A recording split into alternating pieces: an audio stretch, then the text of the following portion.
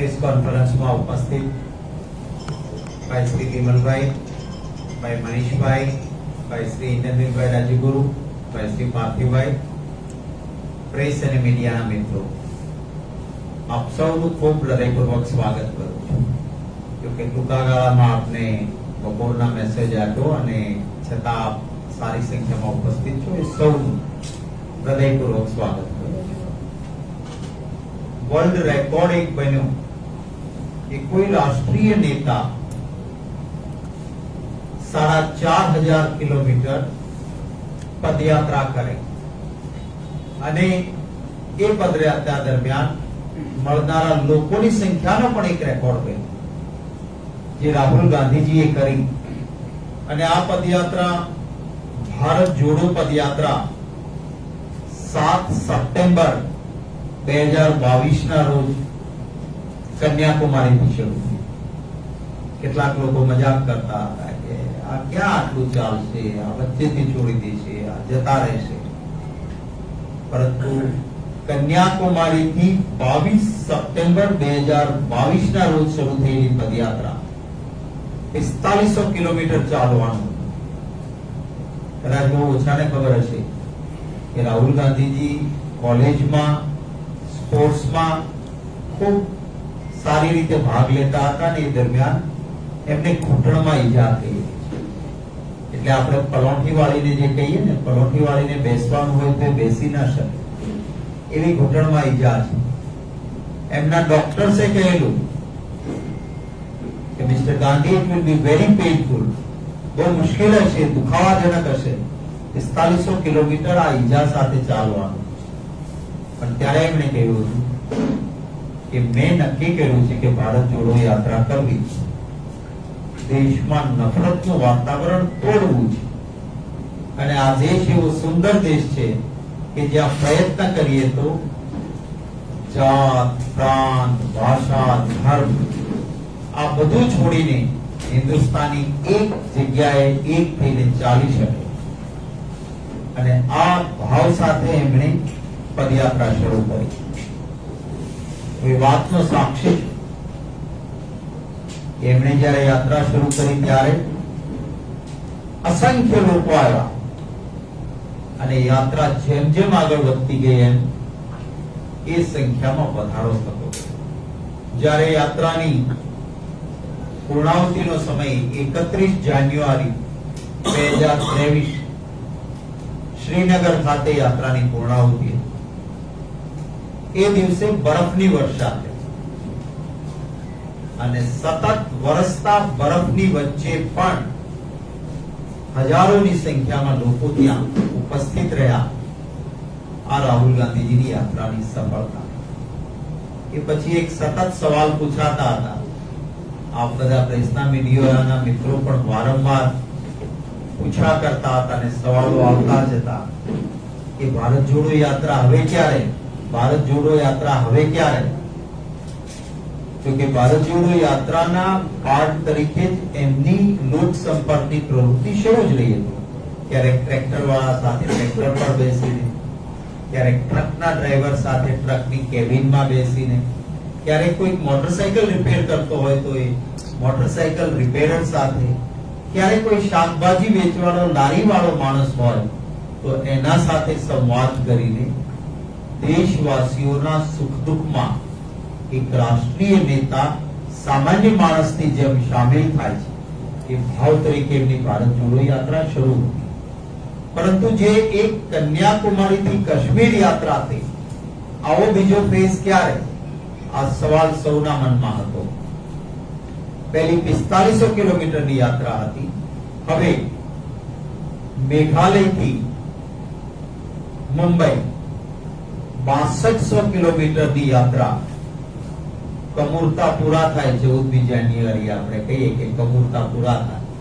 અને કમૂરતા પૂરા થાય એ જ સમયે 14 જાન્યુઆરીએ રાહુલ ગાંધીજીની યાત્રા શરૂ થશે. આ યાત્રા જે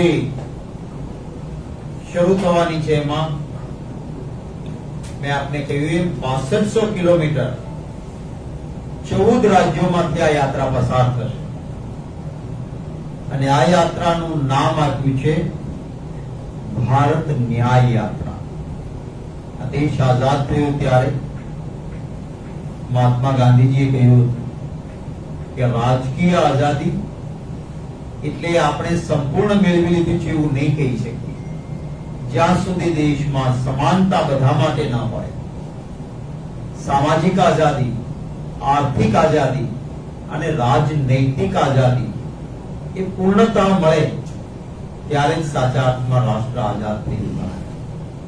અને એટલા માટે આ યાત્રા જે ભારત ન્યાય યાત્રા શરૂ થશે એ મણિપુર સમગ્ર દુનિયામાં એક ચર્ચાનો વિષય બન્યો. માનવતા રડી પડે એવી ઘટનાઓ જ્યાંથી બની, જ્યાં સામાજિક ન્યાયની સૌથી વધારે આવશ્યકતા છે એવા રાજ્યમાંથી મણિપુરના ઇમ્ફાલથી આ યાત્રા શરૂ થશે.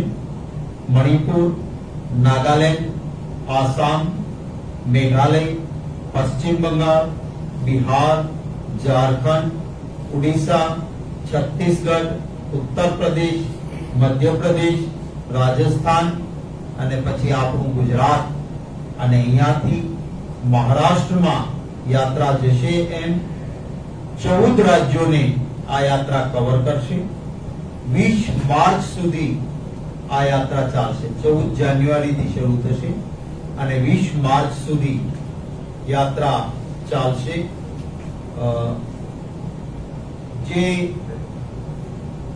જે વિસ્તારોમાંથી યાત્રા પસાર થઈ છે ભૂતકાળમાં, ત્યાં જે રીતે રાહુલ ગાંધીજીનો સંવાદ થતો, જુદા જુદા વર્ગના લોકો સાથે વાર્તાલાપ થતો, અને હું જે પહેલી યાત્રા થઈ એના 2 રાજ્યોમાંથી યાત્રા પસાર થઈ, દિલ્હી અને હરિયાણા. હરિયાણામાં તો બહુ જ બધા દિવસો પણ મળ્યા હતા, દિલ્હીમાં 3 જ દિવસ હતા. એ બંને રાજ્યોનો હું પ્રભારી હતો અને એ નાતે મેં જોયું હતું કે એક સંવાદનો એક જીવંત કાર્યક્રમ, લોકોના મનમાં શું વાત પડી છે એ સાંભળવાનો એક પ્રયત્ન કર્યો. આ યાત્રામાં પણ એવો સંવાદ રહેશે. આપણા સૌના મનમાં એ હશે કે ગુજરાત તો તમે કહી દીધું, પણ ગુજરાતનો રૂટ શું, ગુજરાતનો જિલ્લો શું, ગુજરાતનું ગામ કયું? તો આપને પ્રશ્ન પૂછો એ પહેલા જ કહી દઉં કે વિસ્તૃત ડિટેલ રૂટની વાત માટે જે ટીમ અત્યારે નક્કી કરી રહી છે એ ટીમ રૂટ ફાઇનલ કર્યા પછી ગુજરાતના કયા જિલ્લા, કયા તાલુકા, કયા ગામ અને કયો રસ્તો આવવાનો છે એની માહિતી આપને જરૂરથી પ્રદેશ કક્ષાએથી આપવાનો પ્રયત્ન રહેશે. અને આપને પણ અને તમામ ગુજરાતીઓને હું આ તકે હૃદયથી આમંત્રણ આપું છું કે રાહુલ ગાંધીજીની આ યાત્રામાં આપ જરૂર જોડાજો. એક જુદા જ પ્રકારનો લાભો છે યાત્રામાં જોડાવાનો. એનો લાભ મને વિશ્વાસ છે કે મારા ગુજરાતીઓ પ્રેમથી, ઉમળકા સાથે અને ઉત્સાહ સાથે એનો લાભ પણ આ યાત્રાનો જરૂર લેશે. પત્રકાર મિત્રો સાથે પણ સંવાદ થાય એવો પ્રયત્ન જરૂર અમારા તરફથી રહેશે. આપના કોઈ સવાલો હોય તો એ સવાલો લેતા પહેલા હું છેલ્લા 3 દિવસથી ભાવનગર જિલ્લામાં હતો અને સૌરાષ્ટ્રમાં હતો. ખેડૂતોને એક ખૂબ મોટી મુશ્કેલીનો સમય અત્યારે ઉભો થયો છે. આપણા ગુજરાતના અંદર શિયાળુ ડુંગળીનો પાક થાય છે. ખેડૂત પાક સંરક્ષણ કરી શકે એવી સ્થિતિ હોતી નથી, અને તો પાક આવે ને વેચવો પડે. અને ડુંગળી એક એવો પાક છે જે પેરિશેબલ ગુડ કહેવાય, જે ટકી શકે નહીં, નાશ પામે, સિવાય કે કોલ્ડ સ્ટોરેજ હોય. આપણા પાસે કોઈ ખેડૂતો પાસે એવા કોલ્ડ સ્ટોરેજ છે? ખેડૂતના ઘરમાં ખેત પેદાશ આવે ત્યારે એને પોષણક્ષમ ભાવ મળવો જોઈએ, અને સંગ્રહખોરો ખેડૂતના ઘરમાંથી લઈ લે અને કાળા બજાર નફા કરીને ઉપભોક્તાનું શોષણ ના કરે, આ જોવાની જવાબદારી સરકારની. કમનસીબે ભારતીય જનતા પાર્ટીની સરકાર કંઈક વિચિત્ર નિર્ણયો કરે છે. ખેડૂતના ઘરમાં પાક આવે ત્યારે નીતિ એવી કરે કે ખેડૂતને સાવ સસ્તા ભાવે માલ ફેંકી દેવો પડે, અને જ્યારે સંગ્રહખોરોના ઘરમાં માલ પડ્યો હોય ત્યારે નીતિ એવી કરે કે સંગ્રહખોરો મોંઘવારી આસમાને ચડાવે, ફાયદો મેળવે અને ઉપભોક્તાનું શોષણ. આજે ખેડૂતોના ઘરમાં ડુંગળી આવી ત્યારે નિકાસબંધી કરવામાં આવી, અને એટલે 100 રૂપિયે મણ ડુંગળી. કલ્પના તો કરો, ખેડૂત ખેતરમાંથી ડુંગળી કાઢીને માર્કેટિંગ યાર્ડ સુધી લઈ જવાનો ખર્ચ જે હોય ને, એ ખર્ચ પણ ના નીકળે એવી સ્થિતિ પેદા થઈ છે. અને એનું કારણ માત્ર એ જ કે આ ભાજપની સરકારે આ સમયે ડુંગળીની નિકાસબંધી કરી. મારી વિનંતી છે કે ગુજરાતના ખેડૂતોના ન્યાય માટે કેન્દ્ર સરકાર અને રાજ્ય સરકાર ગંભીરતાથી વિચારે, નિર્ણય કરે. નિકાસબંધી ઉઠાવો, ન ઉઠાવવી હોય તો નિકાસબંધી કરી એના પહેલા જે ભાવ ખેડૂતને મળતો હતો એ ભાવે સરકાર ડુંગળી ખરીદી લે, પછી કોલ્ડ સ્ટોરેજમાં રાખે સરકાર, પ્રોસેસિંગ યુનિટમાં નાખીને પ્રોસેસ કરીને સાચવી રાખે કે જેથી જરૂર પડે ત્યારે તમે બફર સ્ટોક કાઢજો. કોંગ્રેસની સરકારો આવી કરતી હતી, અને એના માટે ગ્રોફેડ બનાવ્યું કે સિંગના તેલના ભાવ આસમાને જાય, ખેડૂતના ઘરમાં પાક ન હોય ત્યારે, અને સંગ્રહખોરો શોષણ ના કરે એટલે ગ્રોફેડ બનાવીને સારા ભાવે ખેડૂતોની મગફળી ખરીદતા. અને જ્યારે ભાવ વધે તો સરકારે બફર સ્ટોકમાંથી માલ બજારમાં મૂકીને ઉપભોક્તાને સસ્તું તેલ આપતા હતા. આજે આ ભારતીય જનતા પાર્ટીએ ગ્રોફેડનો તો નાશ કર્યો, પણ કોઈ એવી નીતિ નથી રાખી કે જેથી ખેડૂતનું પણ કલ્યાણ થાય, સંગ્રહખોરો ફાયદો ના લે અને ઉપભોક્તાનું શોષણ ન થાય એ માટેની નીતિ નથી. એ વાતનું અત્યંત દુઃખ છે. આવતીકાલે અમારો સ્થાપના દિવસ છે કોંગ્રેસ પક્ષ, 138મો સ્થાપના દિવસ છે, અને રાષ્ટ્રીય કક્ષાએ આવતીકાલે નાગપુર ખાતે અમારું સ્થાપના દિવસનું ઉજવણીનું બહુ જ મોટું આયોજન છે. પ્રદેશ પ્રમુખોને, કોંગ્રેસ પક્ષના નેતાઓને ત્યાં જવા માટે આદેશ છે. એટલે આવતીકાલે ગુજરાત પ્રદેશ કોંગ્રેસ સમિતિ ખાતે સ્થાપના દિવસનું ધ્વજવંદન અમારા સિનિયર સાથી, માજી પ્રદેશ પ્રમુખ, માજી ધારાસભ્ય, માજી એઆઈસીસી ના સેક્રેટરી ભાઈ સિદ્ધાર્થભાઈ પટેલ આવતીકાલે પ્રદેશ કોંગ્રેસ કમિટી ખાતે એમના હસ્તે, સિદ્ધાર્થભાઈ પટેલના હસ્તે ધ્વજવંદન થશે. એ જ રીતે અમારા જિલ્લા મથકો પર પણ કોંગ્રેસ પક્ષના સ્થાપના દિવસે ધ્વજવંદનો થશે. અમને કોઈ મોટું ફંડ આપે કે મદદ કરે તો ત્યાં ઈડી, સીડી, ઇન્કમ ટેક્સ પહોંચે છે, એટલે અમે ક્રાઉડ ફંડિંગ, જનતા જ અમને સહયોગ આપે વિપક્ષને જીવંત રાખવા માટે, લોકશાહી, એટલા માટે ઓનલાઈન ક્રાઉડ ફંડિંગ શરૂ કર્યું છે. 138મો સ્થાપના દિવસ છે એટલે 138 રૂપિયા આપી શકાય, 1380 આપી શકાય, 13,800 રૂપિયા આપી શકાય, 1,38,000 રૂપિયા આપી શકાય. એ માટેની વ્યવસ્થા, ને એથી વધારે પણ આપી શકાય એવી વ્યવસ્થા રાખી છે. આ તબક્કે હું વિનંતી કરીશ તમામ ગુજરાતીઓને કે આપનો પ્રેમ અને સહયોગ આપજો. એક તરફ સર્વગત્યારશાહી, એકહથ્થુ શાસન અને સંપૂર્ણ દાદાગીરી છે, એના સામે લોકોના આશીર્વાદ સાથે લડવા નીકળ્યા છીએ. ત્યારે લોકોનો પ્રેમ અને આશીર્વાદ મળશે. હું આભાર માનીશ. કોંગ્રેસનો કાર્યકર્તા, નાનો કાર્યકર્તા હશે તો પણ એ એપ ઉપર જઈને, ઓનલાઈન ઉપર જઈને, વેબસાઇટ ઉપર જઈને કોંગ્રેસ પક્ષમાં ડોનેશન આપે છે અને પોતાને મળેલી પાવતી એ પોતાના સોશિયલ મીડિયા પર, વોટ્સએપ ગ્રુપ્સમાં લગાવે છે. એ મિત્રોનો પણ આભાર. આપના કોઈ સવાલો હોય તો એનું સ્વાગત છે.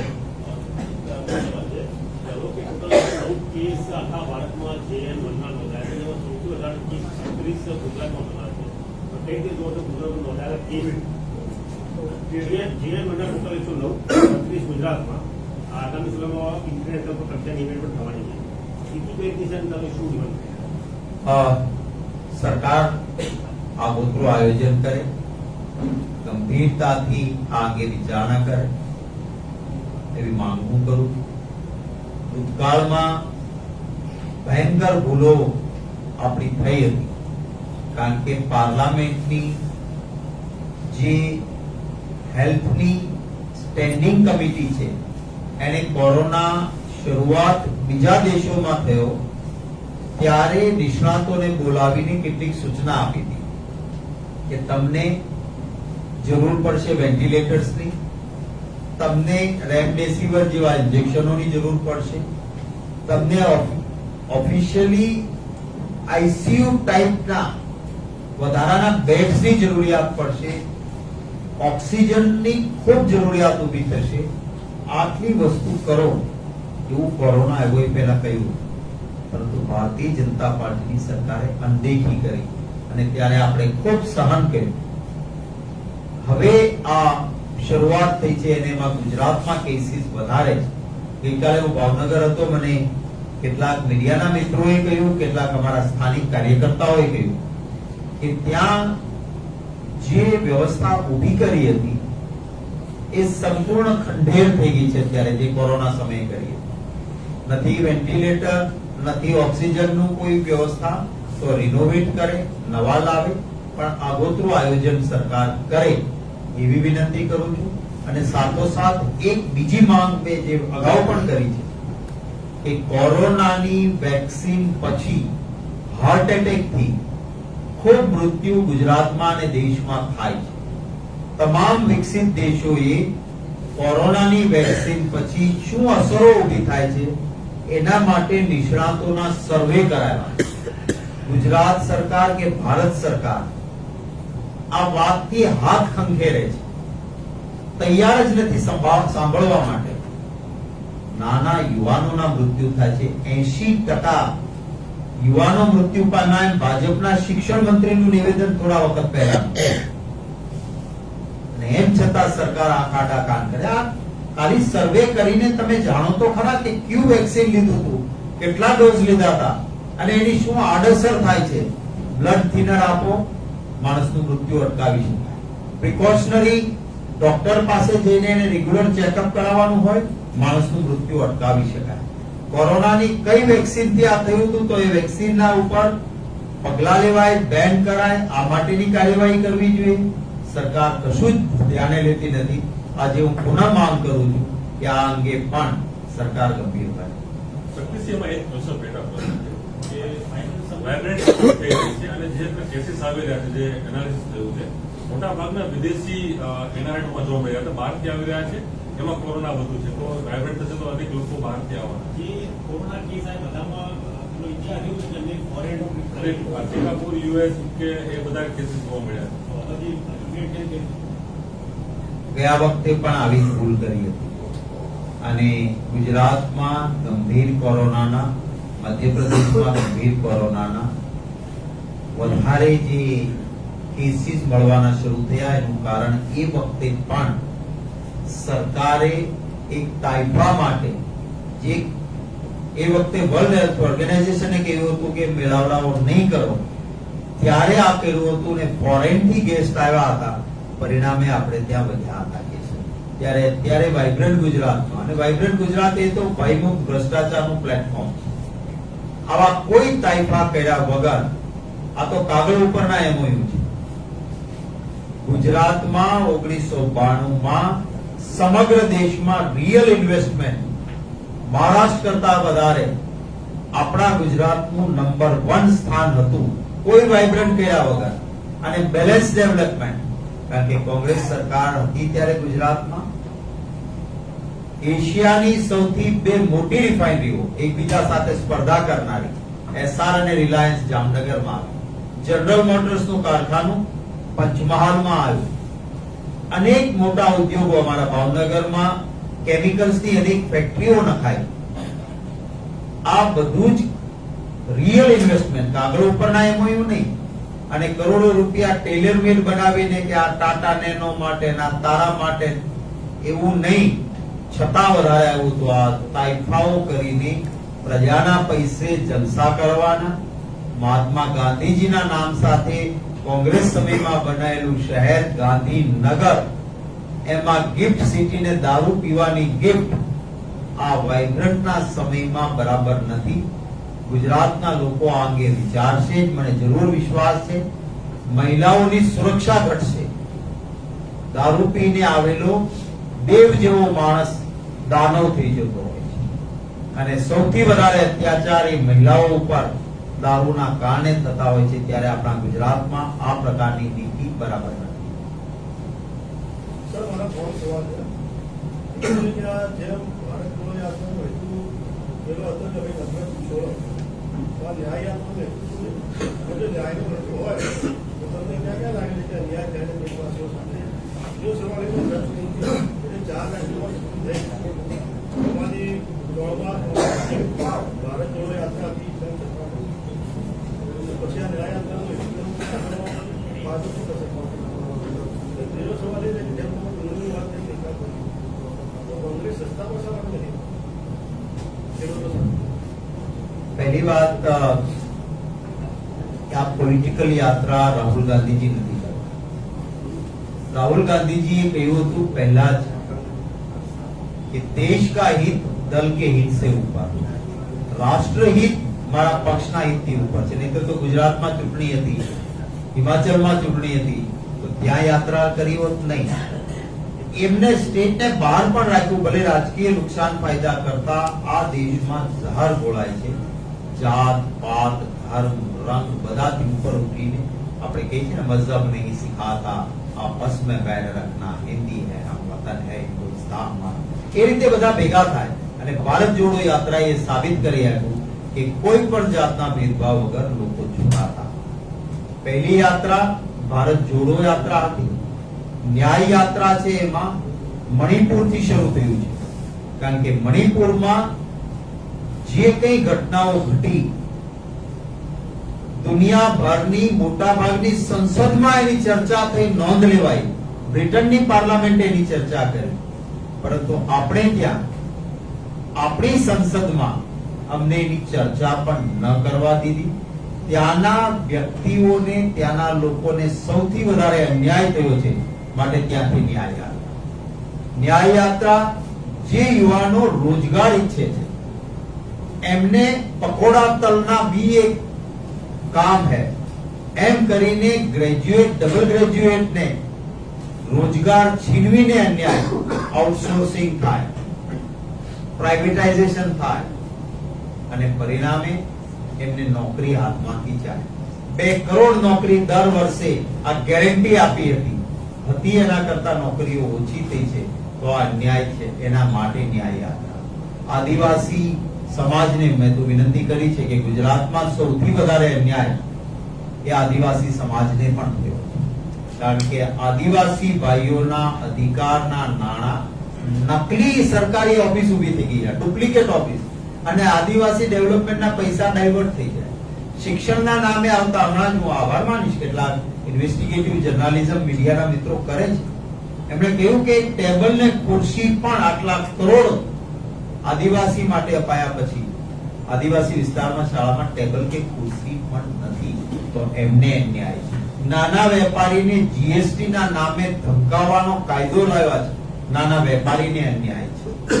જે ખેડૂત જગતનો તાત, એ ખેડૂતને ખેત પેદાશ મેં 3 ડબલ આમદાની થઈ જશે કહ્યું હતું, પરંતુ ખર્ચ ડબલ થયો, આવક અડધી થઈ છે, તો એ ખેડૂતને અન્યાય છે. એના માટે ન્યાય યાત્રા છે. મહિલા અવાજ ન ઉઠાવી શકે, મહિલા સન્માન ન જળવાઈ શકે, જુદા જુદા વર્ગ ધર્મ જ્ઞાતિના લોકો સાથે અન્યાય, એમના ન્યાયના માટે અવાજ ઉઠાવવા માટેની બાબા સાહેબ આંબેડકરે સંવિધાનમાં જે કેટલીક વાતો કરી છે એને મદ્દેનજર આ ન્યાય યાત્રા છે. કર્ણાટકમાંથી આપ કહો છો એમ યાત્રા નીકળી હતી, સરકાર અમારી. જ્યાં જ્યાં યાત્રા નીકળી ત્યાં આડકતરો તમે કહેશો બેનિફિટ થયો છે, આ થયો છે, કારણ કે વિભાજનવાદી વાતનો નાશ થયો છે. પરંતુ આ યાત્રા માત્ર રાજકીય હેતુથી વોટ બેંક પોલિટિક્સની નથી, રાષ્ટ્ર હિત માટે છે અને એટલા માટે આ યાત્રાને એ એંગલથી જોવાની જરૂર છે. સાહેબ, છેલ્લા કેટલાક વખતથી કોંગ્રેસ છોડી બીજેપીમાં જોડાઈ રહ્યા છે, જેને અટકાવવા માટે આપ શું પ્રયત્ન કરવાનો? શામ દામ દંડ ભેદ એવું કહેવાય છે કે ભાઈ, પણ એક બિલો બેલ્ટ જેને કહેવાય એવું રાજકારણમાં ક્યારેય થયું.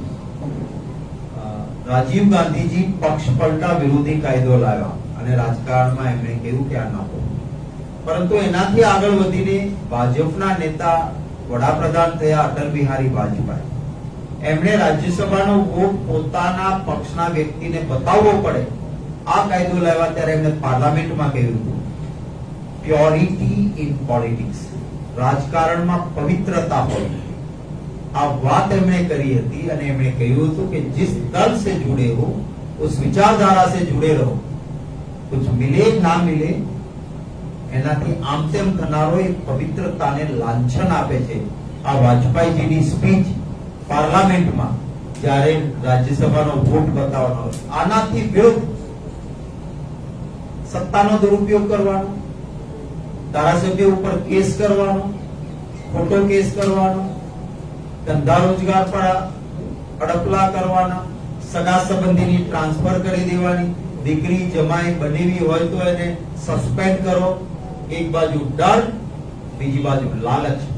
આવો મંત્રી બનાવીશું, ધારાસભ્યની ટિકિટ આપીશું, કેટલા કરોડ 12, 15, 20 એ રીતે લઈ જવાનું કામ થયું. અને લઈ ગયા પછી અમારે ત્યાં જે આ હીરો હોય એ પાછા ત્યાં ઝીરો થયા હોય એવા ઘણા દાખલા મળશે. અને એટલે હવે એક રિવર્સ ટ્રેન્ડ ચાલુ થયું છે. પસ્તાયેલા લોકો પરત કોંગ્રેસમાં આવે છે, ઘણા બધા લોકો આવે છે. અમારા ઇન્દ્રનીલભાઈ સતત એ કાર્યક્રમો કર્યા કરે છે.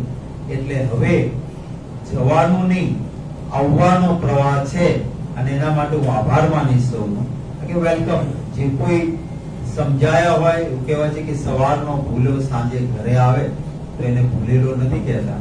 એમ જે કોઈને ત્યાં દૂરથી ડુંગર રળિયામણો લાગ્યો હોય ને ગયા પછી ખબર પડી હોય કે આયા તો કાંટા ને કાંકરા સિવાય કઈ નથી, તો વેલકમ બેક. अरविंद केजरीवाल 7 जनवरी को आ रहे हैं और चेतर वर्षा अभी जेल में उन्होंने भरूच से लोकसभा चुनाव लड़ने का भी ऐलान किया हुआ है, तो कांग्रेस का क्या स्टैंड रहेगा?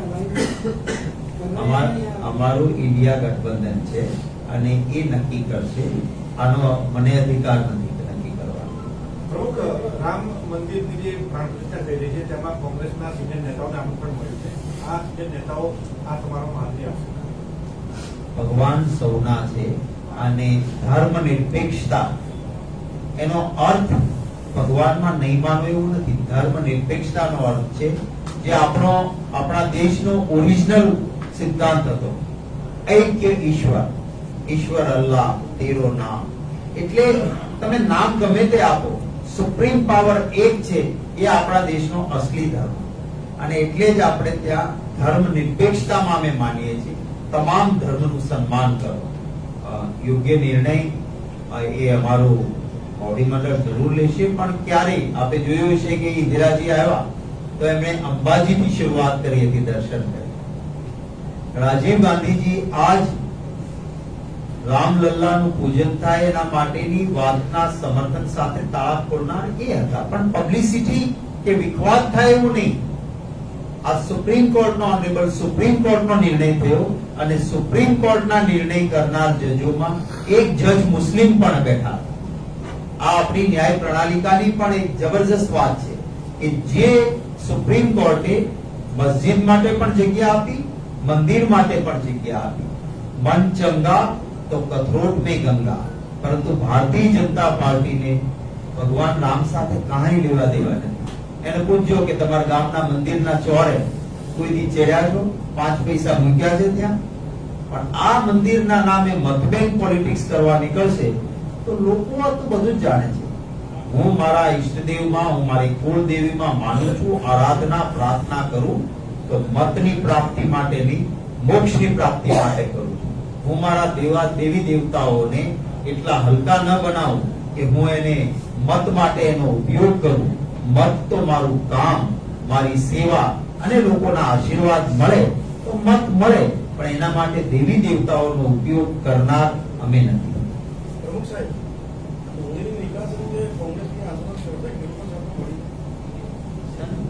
ડુંગળીની નિકાસ અંગે- ડુંગળી મુદ્દે કોંગ્રેસ હમણાં કોઈ પૂછ્યું હતું ને, રોડ ઉપર નીકળીને કોંગ્રેસના અમારા કિસાન સેલના આગેવાનો ભાઈ પાલભાઈ આંબલિયા, ઇન્દ્રનીલભાઈ ટીમ સાથે લગાવીને દરેક જગ્યાએ પ્રદર્શનોમાં ખેડૂતોને પણ મદદ કરી છે.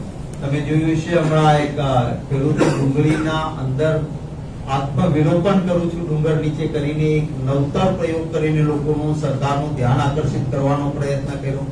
રોડ પર ઉતરીને પણ ખેડૂતોના પ્રશ્નો માટે માંગણી કરી છે. કપાસ પકવતા ખેડૂતો પણ આ વખતે ખૂબ દુઃખી છે, કારણ કે સરકારે એમાં પણ નીતિ બદલી છે. એટલે જે કપાસનો ભાવ 2500 રૂપિયા 20 કિલોનો મળવો જોઈએ એ ભાવ આજે મળતો નથી.